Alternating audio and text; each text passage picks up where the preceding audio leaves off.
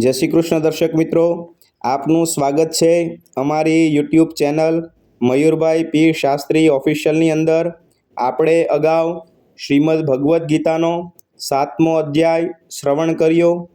હવે ભગવાન શ્રીમદ ભગવદ્ ગીતાનો 8મો અધ્યાય પણ શાંતિથી શ્રવણ કરીએ। ઓમ શ્રી પરમાત્મને નમઃ।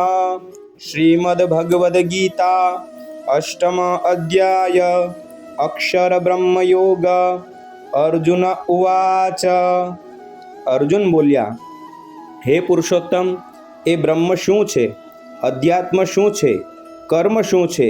અધિભૂત નામથી શું કહેવાયું છે અને અધિદેવ કોને કહે છે? હે મધુસૂદન, આ પ્રસંગે અધિયજ્ઞ કોણ છે અને તે આ શરીરમાં કેવી રીતે છે? તથા તમારામાં ચિત્ત પરોવેલા માણસો વડે અંતકાળે તમે ક્યારે કયા પ્રકારે ઓળખી શકાવ છો? શ્રી ભગવાન બોલ્યા, પરમ અક્ષર બ્રહ્મ છે।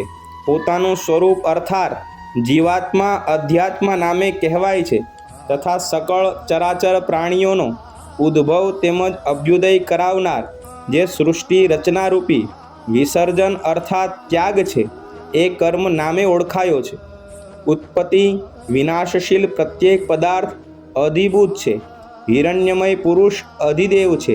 અને હે દેહધારીઓમાં શ્રેષ્ઠ અર્જુન, આ શરીરમાં હું વાસુદેવ જ અંતર્યામી સ્વરૂપે અધિયજ્ઞ છું।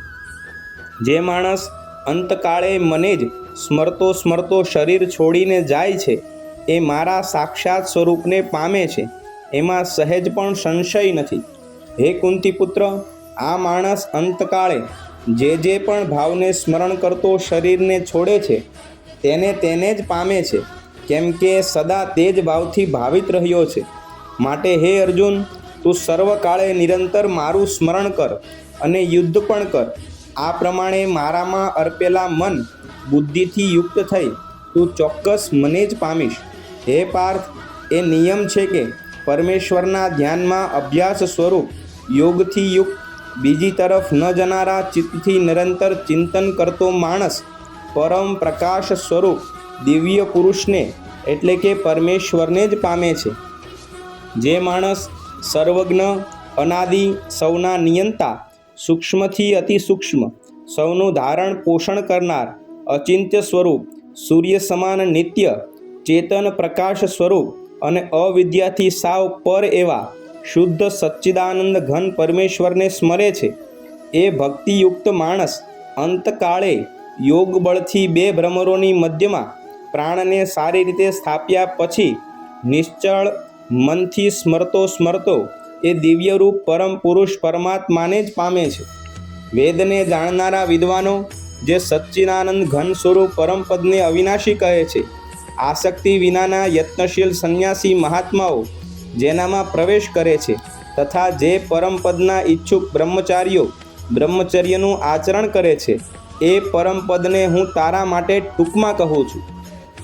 બધી ઇન્દ્રિયોના દ્વારોને રોકીને તથા મનને હૃદય પ્રદેશમાં સ્થિર કરીને પછી એ જીતાયેલા મન વડે પ્રાણને મસ્તકમાં સ્થાપીને પરમાત્મા સંબંધી યોગધારણામાં સ્થિત થઈને જે માણસ ઓમ એ એક અક્ષર સ્વરૂપ બ્રહ્મને ઉચ્ચારતો અને તેના અર્થ સ્વરૂપ મુજ નિર્ગુણ બ્રહ્મનું ચિંતન કરતો શરીરને છોડીને જાય છે એ માણસ પરમ ગતિને પામે છે। હે પૃથાસપુત્ર, જે માણસ મારામાં અનન્યચિત થઈને સદાય નિરંતર મુજ પરમેશ્વરને સ્મરે છે એ નિત્ય નિરંતર મારામાં જોડાયેલા યોગીને માટે હું સુલભ છું, એટલે કે એને સહજ રીતે મળી જાઉં છું। પરમ સિદ્ધિને પામેલા મહાત્માઓ મને પામીને દુઃખોના રહેઠાણ તેમજ ક્ષણભંગુર એવા પુનર્જન્મને નથી પામતા। હે અર્જુન, બ્રહ્મલોક સુધીના સમસ્ત લોકો પરાવર્તી છે, પરંતુ હે કુંતીપુત્ર, મને પામીને પુનર્જન્મ નથી થતો, કેમ કે હું કાલાતીત છું અને આ બ્રહ્મા આદિના લોકો કાળ દ્વારા સીમિત હોવાથી અનિત્ય છે। બ્રહ્માનો જે એક દિવસ છે એને સત્ય, ત્રેતા, દ્વાપર અને કળિયુગ એ ચારેય યુગના 1000 વાર થતા આવર્તનમાં લાગતા સમય જેટલો તેમજ એમની રાત્રિને પણ એટલી જ એટલે કે 1000 ચતુર્યુગના સમય જેટલી અર્થાત બ્રહ્મલોકનો પણ અંત આવતો હોવાને લીધે એ પણ વિનાશશીલ અથવા અનિત્ય છે એમ જેઓ તત્વથી જાણે છે એ યોગીઓ કાળના તત્વને જાણનારા છે. બધાય જીવો બ્રહ્માનો દિવસ શરૂ થતાં અવ્યક્તથી અર્થાત બ્રહ્માના સૂક્ષ્મ શરીરથી ઉત્પન્ન થાય છે અને બ્રહ્માની રાત્રિ શરૂ થતાં એ અવ્યક્ત નામના બ્રહ્માના સૂક્ષ્મ શરીરમાં જ લીન થઈ જાય છે. હે પાર્થ, એ જ આ ભૂત સમુદાય વારંવાર ઉત્પન્ન થઈને પ્રકૃતિને વશ થયેલો બ્રહ્માની રાત્રિ તથા લય પામે છે અને દિવસ શરૂ થતાં ફરી ઉત્પન્ન થાય છે. પરંતુ એ અવ્યક્ત કરતાંય સાવ પર એવો અન્ય એટલે કે વિલક્ષણ જે સનાતન અવ્યક્ત ભાવ છે એ પરમ દિવ્ય પુરુષ સઘળા જીવોના નષ્ટ થવા છતાંય નાશ નથી પામતો. જે અવ્યક્ત અક્ષર એવા નામે કહેવાયો છે એ જ અક્ષર નામના અવ્યક્ત ભાવને પરમ ગતિ કહે છે તથા જે સનાતન અવ્યક્ત ભાવને પામીને માણસો પાછા આવતા નથી એ મારું પરમ ધામ છે.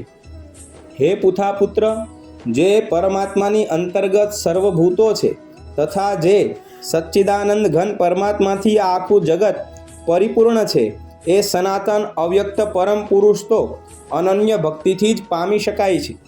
હે ભરત શ્રેષ્ઠ, જે કાળે શરીર છોડીને જનારા યોગીજનો પરત ન આવનારી ગતિને પામે છે અને જે કાળે જનાર પરત આવનારી ગતિને જ પ્રાપ્ત થાય છે એ કાળને એટલે કે બે માર્ગોને કહીશ.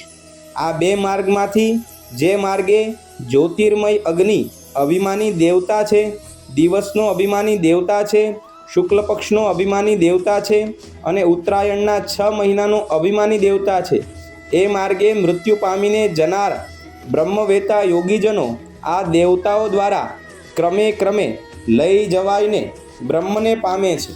અને જે માર્ગે ધૂમાભિમાની દેવતા છે, રાત્રિનો અભિમાની દેવતા છે, કૃષ્ણ પક્ષનો અભિમાની દેવતા છે અને દક્ષિણાયનના 6 મહિનાનો અભિમાની દેવતા છે, એ માર્ગે મૃત્યુ પામીને જનાર સકામ કર્મ કરનાર યોગી આ દેવતાઓ દ્વારા ક્રમે ક્રમે લઈ જવાઈને ચંદ્રમાની જ્યોતિને પામીને સ્વર્ગમાં પોતાના શુભ કર્મોનું ફળ ભોગવીને પાછો આવે છે. કેમ કે જગતના આ બે પ્રકારના શુક્લ અને કૃષ્ણ અર્થાત દેવયાન અને પિતૃયાન માર્ગ સનાતન મનાયા છે. આ બેમાંથી એક માર્ગ દ્વારા જનાર જ્યાંથી પાછું નથી ફરવું પડતું એ પરમ ગતિને પામે છે અને બીજા માર્ગ દ્વારા જનાર ફરી પાછો આવે છે એટલે કે જન્મ મરણને પામે છે. હે પાર્થ, આ પ્રમાણે આ બે માર્ગોને તત્વથી જાણીને કોઈ પણ યોગી મોહિત નથી થતો. માટે હે અર્જુન, તું સર્વકાળે સમબુદ્ધિ સ્વરૂપ યોગથી યુક્ત અર્થાત નિરંતર મને પ્રાપ્ત કરવા માટે સાધન કરનાર થા. યોગી મનુષ્ય આ રહસ્યને તત્વથી જાણીને વેદોના વાંચનમાં, યજ્ઞ, તપ તેમજ દાન આદિ કરવામાં જે પુણ્યફળ કહ્યું છે એ સર્વને નિશંકપણે ઓળંગી જાય છે અને શાશ્વત પરમ પદને પામે છે. ઓમ તત્સદિતિ શ્રીમદ ભગવદ્ ગીતા સુપનિષત્સુ બ્રહ્મ વિદ્યાયામ યોગશાસ્ત્રે શ્રી કૃષ્ણ અર્જુન સંવાદે અક્ષર બ્રહ્મ યોગો નામ અષ્ટમો અધ્યાય. શ્રી કૃષ્ણાર્પણમસ્તુ.